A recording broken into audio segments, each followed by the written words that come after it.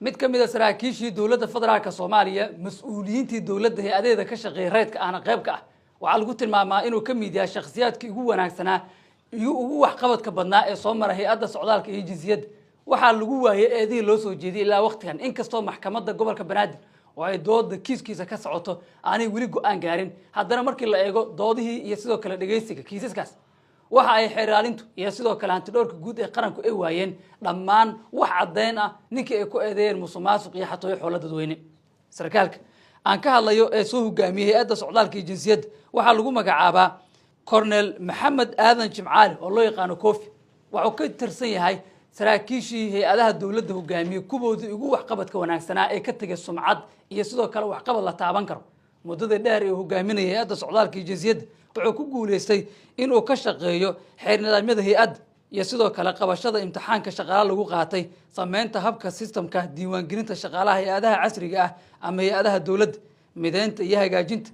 muuqaalka hay'adda sida xafiisyada libiska shaqaalaha iyo agabka dejinta habraaca shaqada sida habraaca bixinta baasaboorka habraaca bixinta dalku joog iyo dalku galka iyo habraaca habka bixinta online fiisaha iyo sidoo kale habraaca diiwaangelinta ajaanibta iyo habraaca hubinta socdaalka soo galaya ama kuwa ka baxaya gudaha dalka ayaa ka mid ah waxyaabihii ugu wanaagsanaa ama ugu waaweynaa ee uu qabtay sarkaalkan sidoo kale waxyaabaha uu ku guuleystay waxaa ka mid ah diyaarinta iyo horgeynta baarlamaanka hindisa sharciyeedka socdaalka iyo kan hay'adda sanadka 2020 dib u qaabeynta maamulka hay'adda iyo dhismaha iyo magacaabista laamaha hay'adda u qaabilsan gobolada waxaan arrintaas lagu guuleystay sanadka 2017 waxyaabaha kale uu ku guuleystay waxaa ka mid ah mideynta socdaalka dalka mideynta habka dalku galka iyo dalku joog isku xirka habka socdaalka dalka taasoo la suurtageliyay sanadka 2019 waxaana ku guuleystay isku xirka systemyo gaaraya ilaa 15 bar xarumood oo xuduudaha ku yaala oo isugu jira dhinacyada dhulka cirka iyo badda sameynta habka diiwaangelinta ajaanibta diyaarinta qorshaha sameynta kaarka deganaanshiyaha iyo ajaanibta diyaarinta qorshaha sameynta kaarka deganaanshaha iyo ajaanibta iyo shaqooyin kale oo muhiim ah si kasta oo ay ahaataba waxaa ka mid ah waxyaabihii uu qabtay in la ballaariyo xarumihii hay'adda la kordhiyo xafiisyo casri ah xarumaha qaarkoodna dib u habeen iyo qalabeen casri lagu sameeyay isagoo intaas iyo ka badan qabtay haddana waxa uu wajahay eedeen iyo inuu loo diiday inuu isdifaaco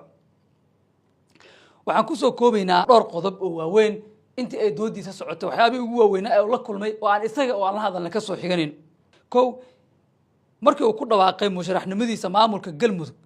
waxa ay arrintaas soo dadejisay in lagu soo eedeeyo musuqmaasuq si looga joojiyo in tartankaasi doorasho oo galo sida uu sarkaalkaasi noo sheegay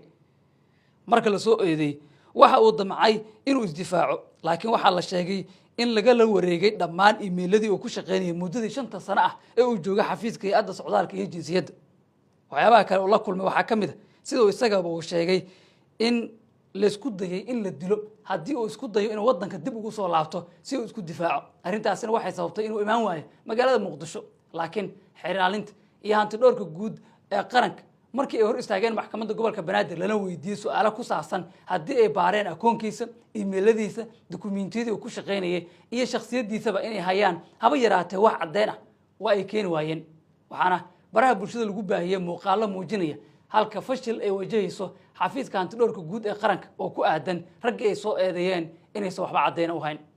Colonel Kofi Cabdiraxmaan Caal iyo Saawi oo ka mid ah saraakiishii ugu sareysay xubnihii la eedeeyay musuqmaasuq ilaa waqtigan waxaa lagu leeyahay cadeymo ah inay lacag lunsadeen halka qaarkood raggii kale ee la eedeeyeen wax dambi ay maxkamadda ku weysay oo la sii daayay qaar kalena dambiyo lagu helay waxaan eegi doonaa go'aanka ugu dambeeya maxkamadda gobolka Banaadir ee ku aadan natiijada ka soo bixi doonta eedeyntan oo ay xafiiska hantidhowrka guud ee qaranka ilaa waqtigan u laayihiin cadeymo muujinaya lunsasho lacag iyo xoolo dadweyne